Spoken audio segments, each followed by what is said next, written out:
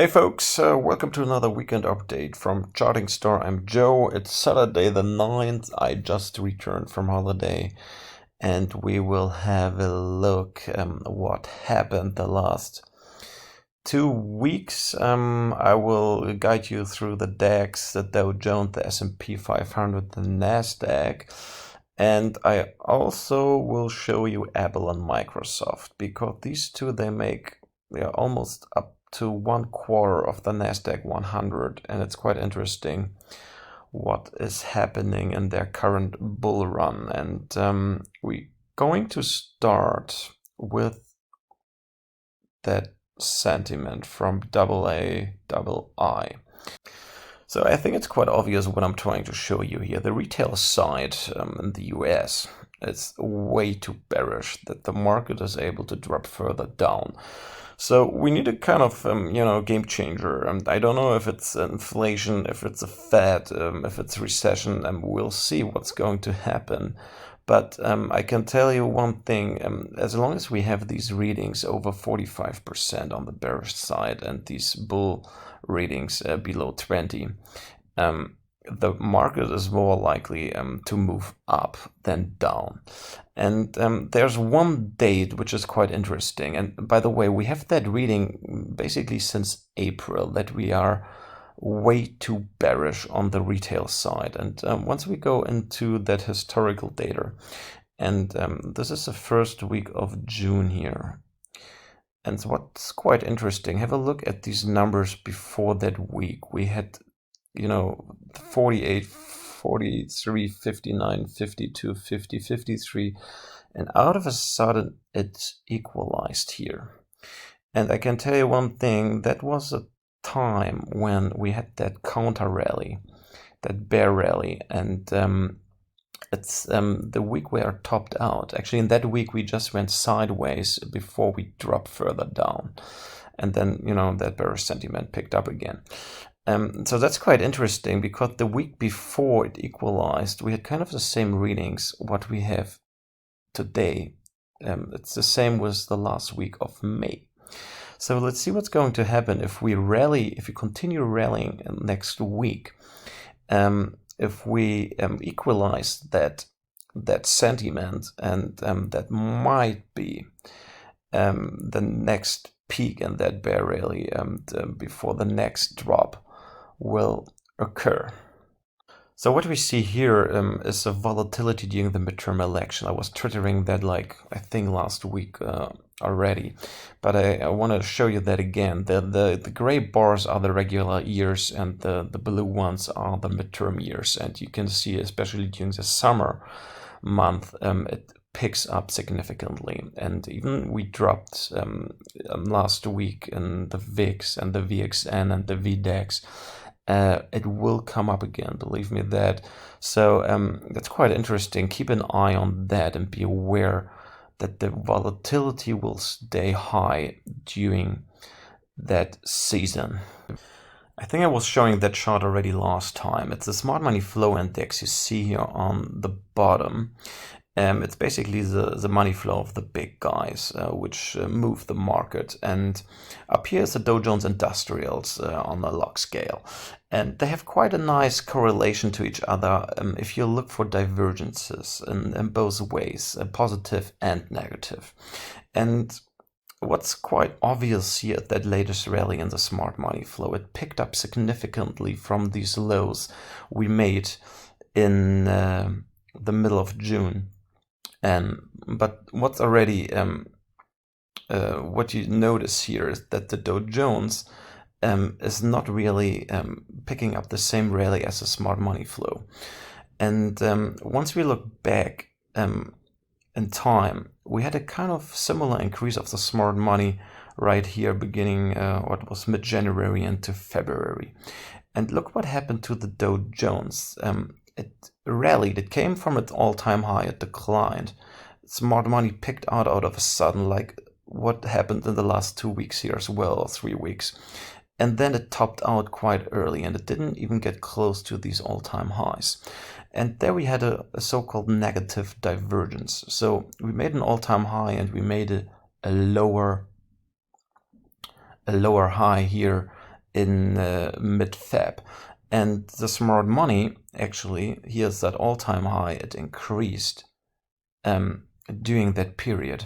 So that might be the same thing what is happening here, that we have a negative divergence. It doesn't mean that the Dow Jones is not able to get higher, but we are pretty far away from these highs here over there. And so that's the negative divergence we are having to that smart money flow right now. And in order to get one to buy, look what happened here. Excuse me, just drawing these lines again.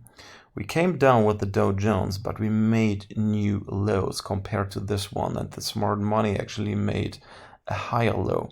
And that's what we are looking for in that current rally as well. If the Dow Jones drops again with a new low, the smart money comes down here, makes a higher low, and we get that positive divergence. And as you can see, let me get rid of these lines. The smart money is already dropping in here a little bit, and the Dow Jones continued that rally on Friday. So even if we have to pay particular attention on that top here of the smart money, if it's already declining, the Dow Jones is picking up and is making new highs here, and that might be a good sign for a negative divergence to sell. And we're going to hop now into our charts. We're going to stay with the Dow Jones. It's a daily chart, and I was showing that many times before, that shoulder pattern. We hit that statistical target at 39.17. The 100% target is still missing, and that drop here, once you have a closer look, we had that turnaround at that major 38.2 retracement from the March lows to the all-time high, and yeah, we started rallying from here. And for the bulls, I still have that bullish Wolver wave wedge pattern, which has its target line at around 33,400 presently, and it's rising with time. And in order to get up here, we need to break through that trend line, and we also need to break that neckline from that shoulder pattern. And it might be a good argument to get rid of these retail bears. In my personal point of view, it's a bit too high, that target line, but I don't want to say it's impossible to get up here. And in my next chart, it's also a daily chart, it's my cycle chart, you will see why. These red cycle brackets, they run quite accurately for the last month and weeks, and that new cycle, which started here at mid-May, turned in already bearish because it undershot that low here, that starting point. And I rather see an ABC right now to the upside, which has a target of 33,586. That would be the 100% target of that C. And we probably closed that gap before here from the 10th of June. Before we drop down into August again. And also seasonality, we can have a look at that now.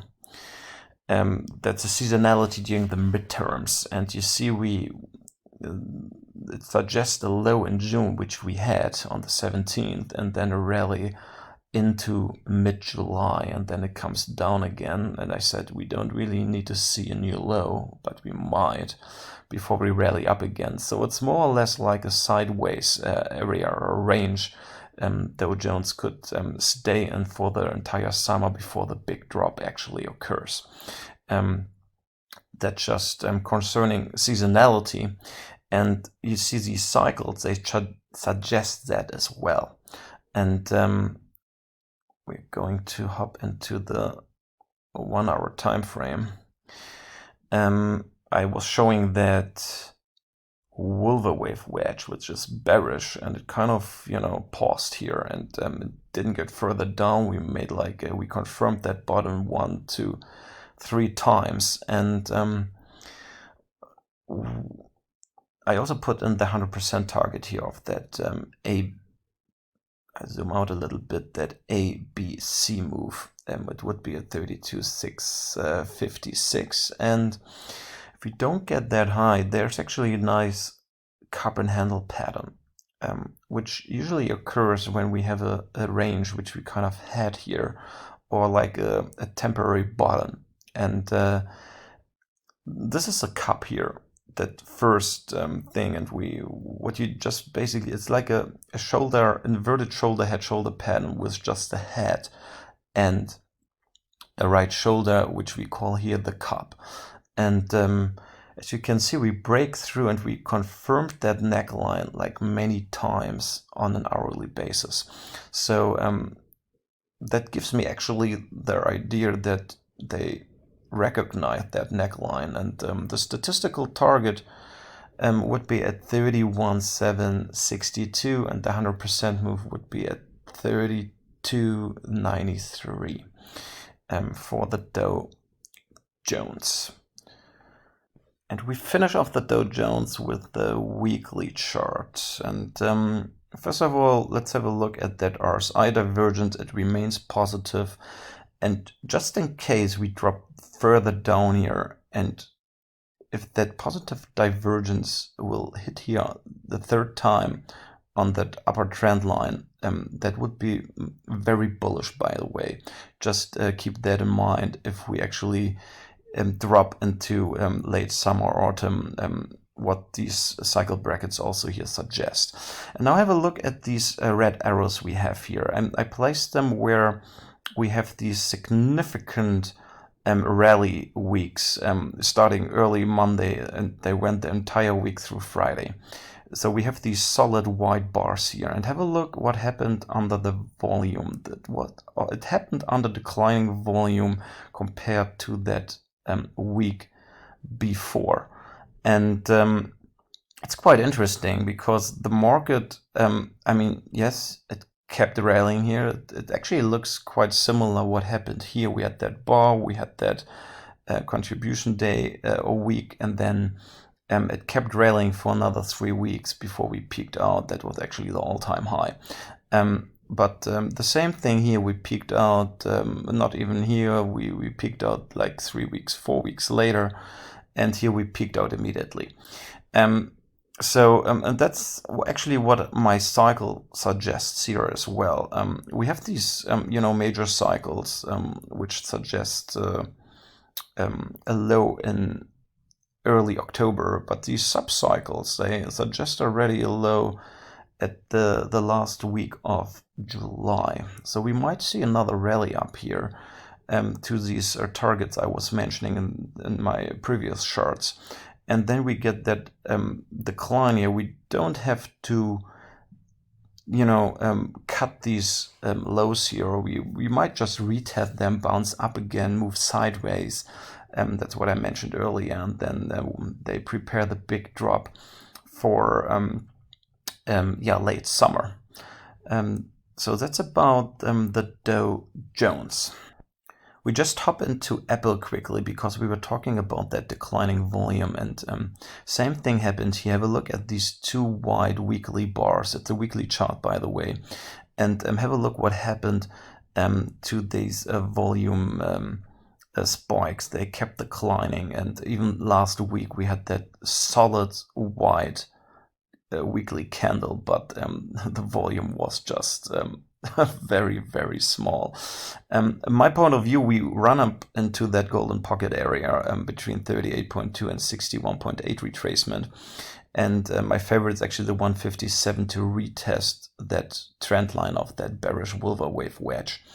And before we start our decline into late summer. And don't forget that all these cycles, the brown one, the blue one, they all turned bearish already because we undershot the starting points, these lows over here and this one here as well, and they all are nesting in the week of the 5th of September. So that might be timing for Apple to bottom out here. I don't know if we run all the way down to the 50% retracement or the major 61.8, which would be very close to that target line of that bearish Wilbur wave wedge. And the other one I was going to show you is Microsoft. And Same thing as at Apple or at the Dow Jones. Have a look at these wide, big, bullish weeks we had. We had two of them, and last week was even, that volume was even smaller down here, and this one was also occurring under declining volume. And to give you a good example, we have to see something like this for a proper low.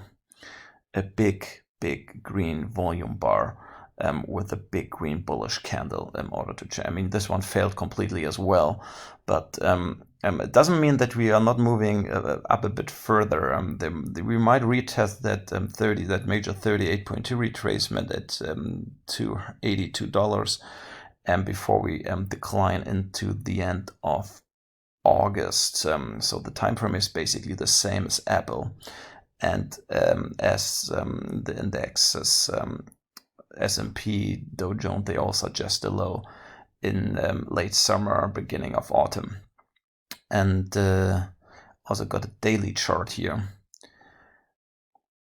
You actually see here that we bounce really nicely off that 50%, that major 50% retracement at 241. And we are going to retest that neckline of that shoulder pattern. We missed out that statistical target by a little bit, and the 100% target, I still leave it on the chart. I mentioned that before because it fits quite well with that target line of that bearish Wilbur wave wedge. So yeah, just keep that in mind, that there is another drop coming even at the big players, Apple and Microsoft. So we get rid of those. We continue with the S&P 500. And we start off with the 1 hour chart because I was showing that on Twitter last week a lot. And I was mentioning that blue zone. And I think I was twittering that like 3 times. Buy in that zone and have your stop loss somewhere below it. And we need an hourly close below it. And have a look what happened here.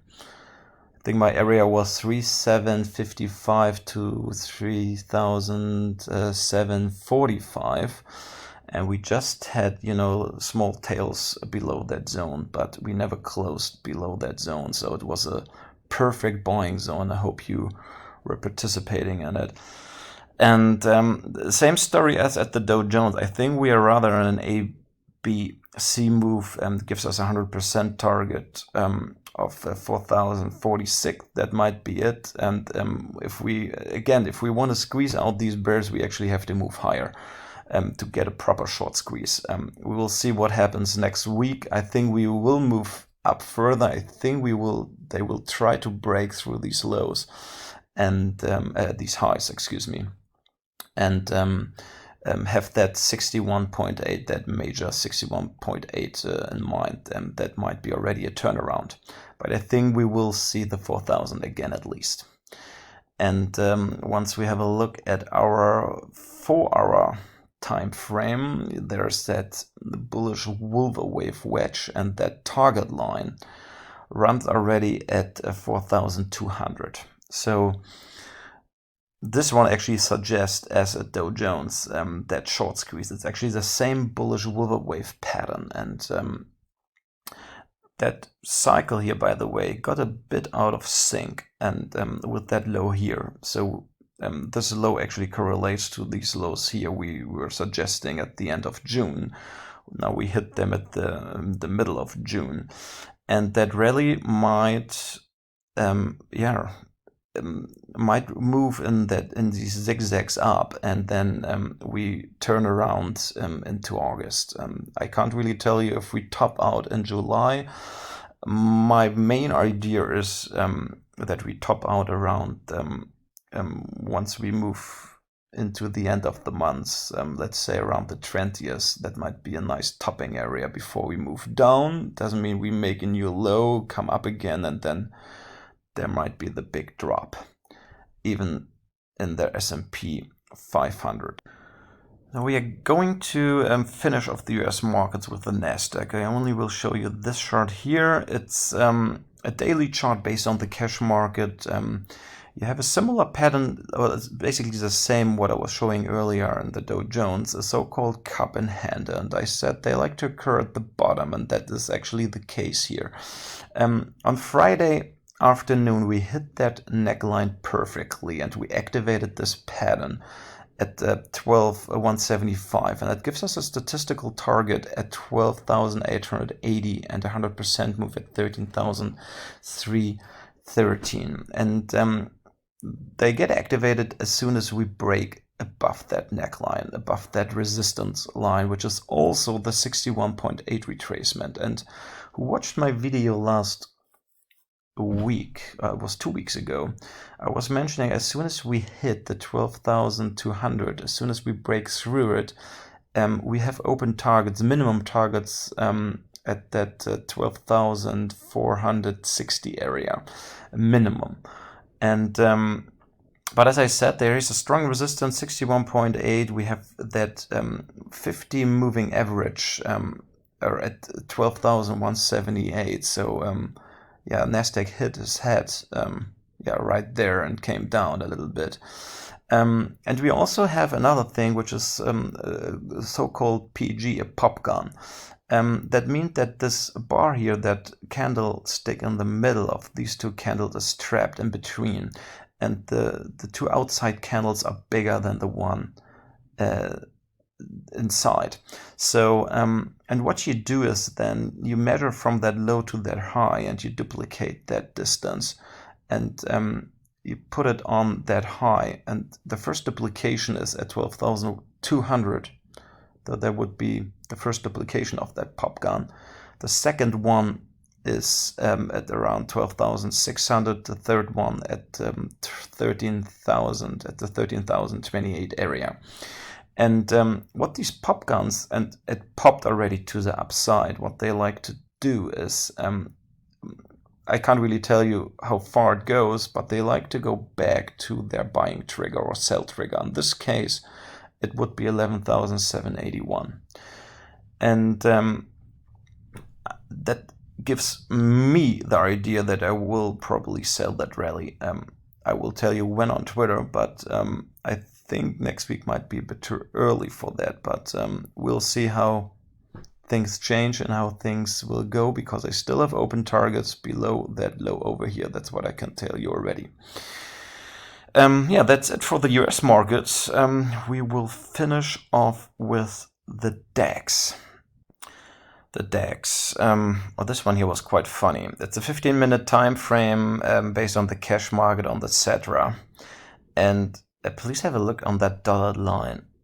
That was my timing actually for the low for the DAX. I had these 4-hour cycle brackets I will show you later on.